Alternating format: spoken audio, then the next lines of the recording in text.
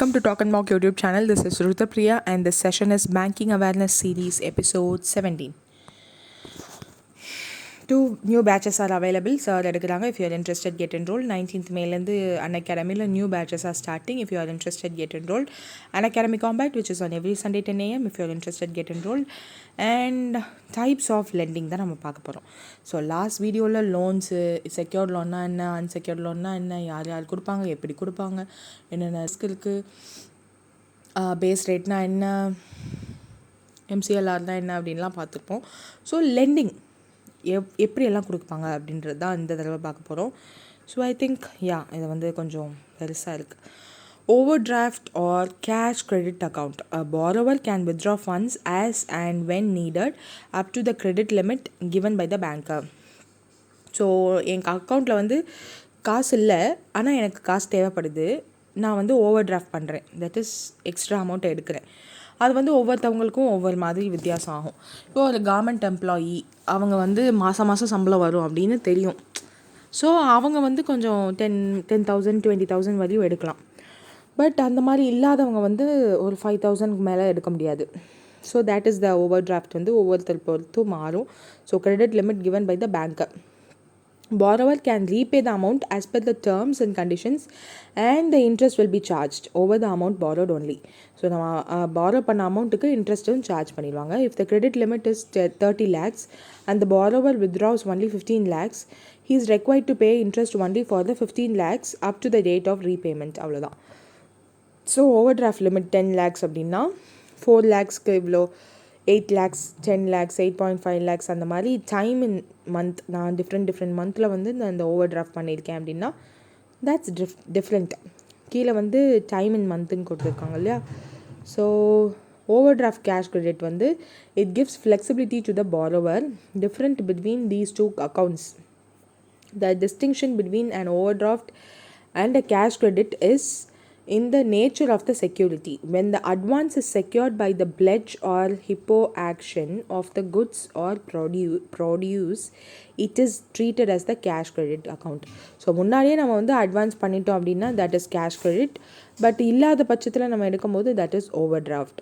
Fixed and floating interest rate. So நம்மளுக்கே தெரியும், நிறைய விஷயங்களுக்கு நம்ம ஆல்ரெடி பார்த்துருந்தோம். MCLRல ஃபிக்ஸட் ரேட் ஆஃப் இன்ட்ரெஸ்ட் வைப்பாங்க அப்படின்னு சொல்லி. So fixed and floating interest பார்க்க போகிறோம். Interest is fixed for the whole tenure of the loan period. So 15 இருந்தாலும் சரி, 20 years இருந்தாலும் சரி, ஃபிக்ஸட் இன்ட்ரெஸ்ட் ரேட் தான். Floating it is normally fixed as effective rate plus certain percentage. Normally, interest will be slightly higher than the floating interest as it is difficult to analyze the economic situation for the entire loan period. ஏன்னா இது fix ஆகிருக்கும், நம்மளுக்கு தெரியும். Okay, நம்ம இவ்வளோ காசு வாங்கியிருக்கோம், இதுக்கு இவ்வளோ ருபீஸ் நம்ம மாதம் பே பண்ணணும் அப்படின்றது fixed rate. That won't be change. So effective changes quite frequently the floating interest rate changes. So certain எஃபெக்ட்ஸ்னால ஃப்ளோட்டிங் இன்ட்ரெஸ்ட் ரேட்டில் அந்த சர்டைன் பர்சன்டேஜ் அப்படின்னு கொடுத்துருக்காங்க இல்லையா, அது மாறிட்டே இருக்கும். பட் அதுலேயும் ஃபிக்ஸட் ரேட் இருந்துட்டு தான் இருக்கும். Fixed interest rate will be slightly higher than the floating interest rate. Normally, banks vary the repayment period by keeping the EMI constant. So, EMI constant வச்சுட்டு பேங்க்ஸ் ரீபேமெண்ட் பீரியடை மட்டும் மாற்றிட்டே இருப்பாங்க. நம்மளுக்கே தெரியும், EMI 12 monthsக்குனா வேறு மாதிரி, 3 monthsக்குனா வேறு மாதிரி, 6 monthsக்கு தான் வேறு மாதிரி இருக்கும்.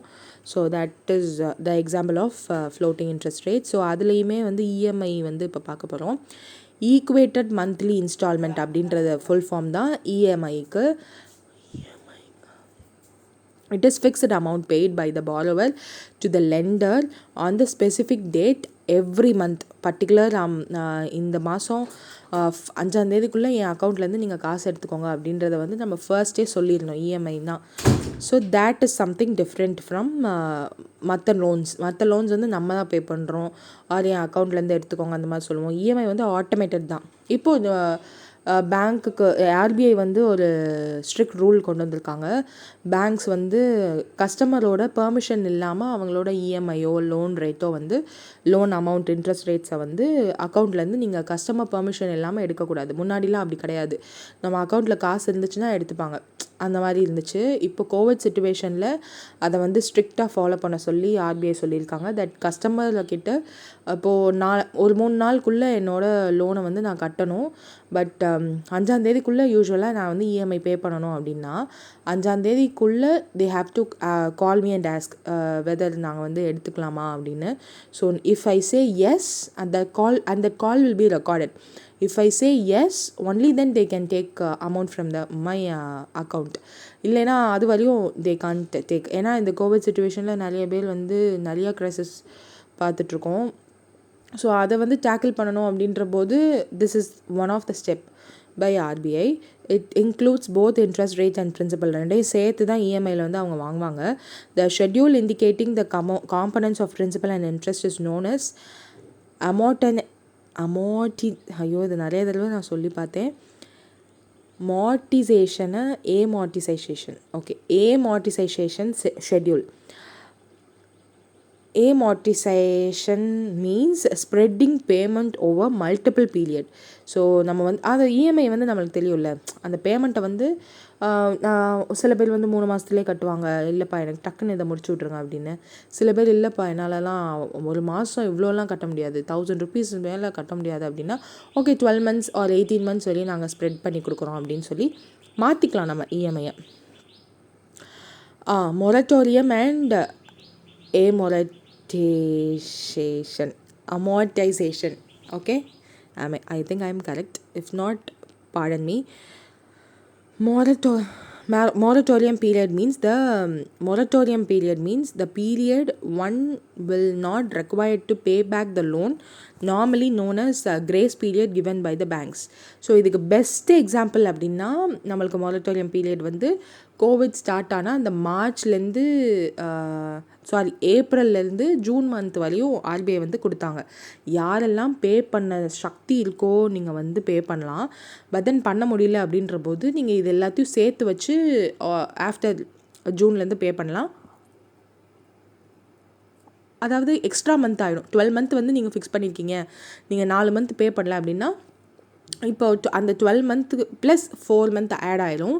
ஸோ தட் நீங்கள் வந்து 16 month அப்புறம் 16 month இப்போது நீங்கள் வந்து ஜூன் மந்தோட முடிகிற மாதிரி நீங்கள் ஆல்ரெடி ஃபிக்ஸ் பண்ணியிருந்தீங்க. பட் நடுவில் அந்த 4 month வந்து moratorium period because of COVID வந்து பேங்க் வந்து நீங்கள் பே பண்ணணுன்னா பண்ணிக்கலாம் அப்படின்னு சொன்னாங்க. நான் வந்து என்னால் முடியல பே பண்ணல அப்படின்னா ஜூன் வரையும் இருந்தது, செப்டம்பர் வரையும் போயிடும், அக்டோபர் வரையும் போயிடும். பிகாஸ் ஜூன் வரையும் இருந்துச்சு இல்லையா, அதுக்கப்புறம் 4 months நான் பே பண்ணணும்.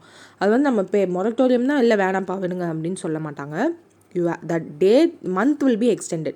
For example, there is a situation of flood, genuine reason for the loss of business, இது மாதிரிலாம் இருந்தால் மொரட்டோரியம் பீரியட் கொடுப்பாங்க. This gives an illustration of, so illustration தான் இந்த எக்ஸாம்பிள்.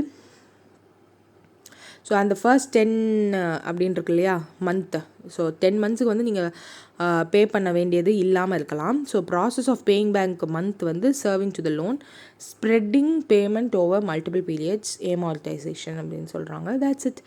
கொலாட்ரல் செக்யூரிட்டி, இதை வந்து ஆல்ரெடி நிறைய தடவை பார்த்துருக்கோம். கொலாட்ரல்னால் என்ன அப்படின்னு சொல்லிட்டு, fixed property R other asset the borrower offers to lender to secure a loan.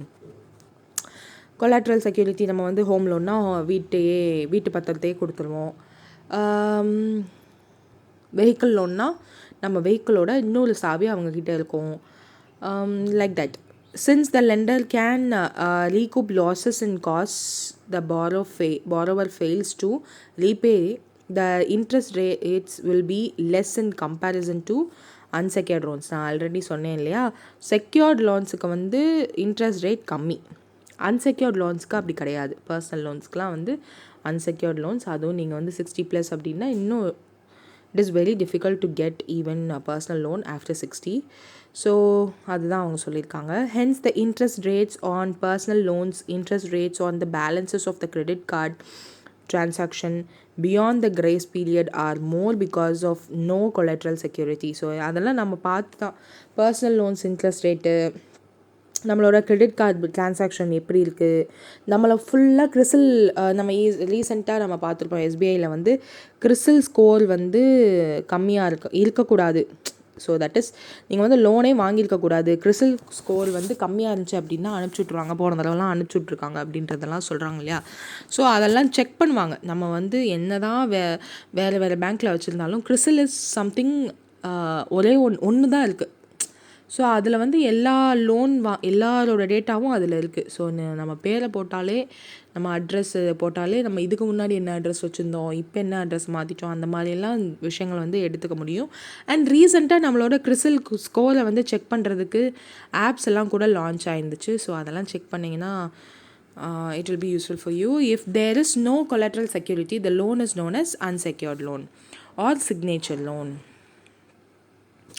Lender யா இதுதான் பேங்க்கு, லெண்டர் பேங்க்கு, இதுதான்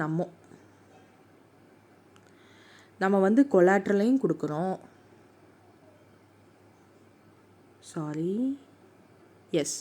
நம்ம வந்து கொலாட்ரலை கொடுத்து தான் காசை வந்து வாங்குவோம்.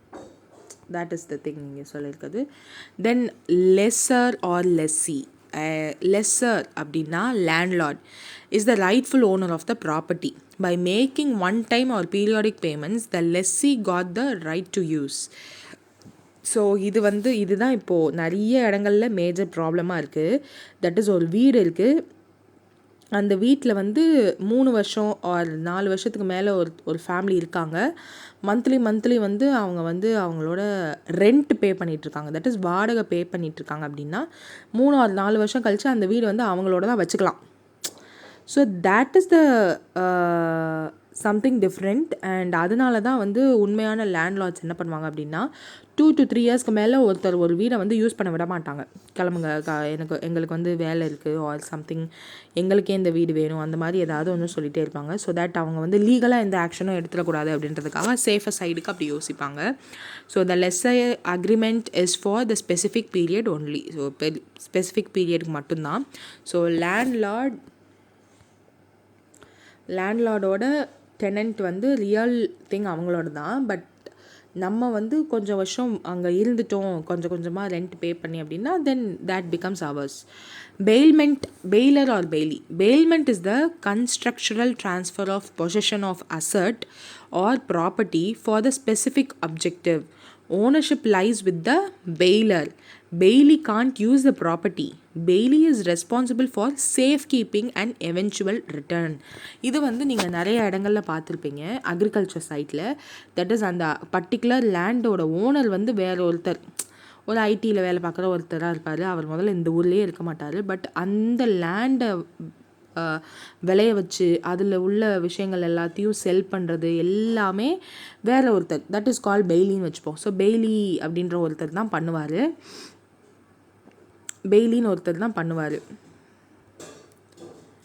ஸோ அந்த பெய்லி வந்து பர்டிகுலர் பர்சன்டேஜ் ஆஃப் ப்ராஃபிட் வருதோ இல்லையோ, particular percentage of amount or particular அமௌண்ட்டை வந்து அந்த பர்டிகுலர் பர்சனுக்கு மந்த்லியோ இல்லை 6 months ஒன்ஸோ இல்லை இயர்லி ஒன்ஸோ டெபாசிட் அவங்களோட அக்கௌண்ட்டில் ஆர் அவங்கக்கிட்ட கொடுக்குற மாதிரி இருக்கும். So that system or that is call bailor and bailee. இதை வந்து நிறைய பேர் செக் பண்ணியிருப்பீங்க. So that's it for today. இன்னும் உங்களோட SBI JAக்கு நீங்கள் இன்னும் ஷெட்யூல் பண்ணல அப்படின்னா start scheduling and start studying, better late than never. CA complete ஆகிருக்கு இப்போது. So if you didn't watch it yet, please do check it out. And 10 o'clock வந்து CA quiz இருக்குது. Don't forget to join in that quiz. Thanks for listening to my talks and have a happy day.